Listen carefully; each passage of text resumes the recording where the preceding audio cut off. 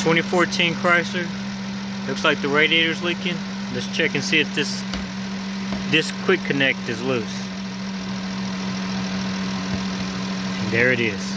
We'll tighten it up and see if it still leaks. We've tightened it up. No more leaks. But look at how bad it had been leaking. All that moisture. Transmission fluid. This young person was probably driving, not knowing. Just bought it off the lot. And they brings it back through 3 months later saying that it's not pulling. Transmission. They come back, oh, transmission's bad. $2,600.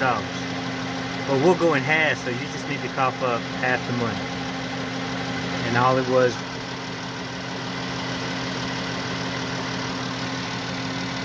the quick connect was loose. But the bad part is, you have to take the whole bumper off just to get to the radiator. Thanks for watching, guys.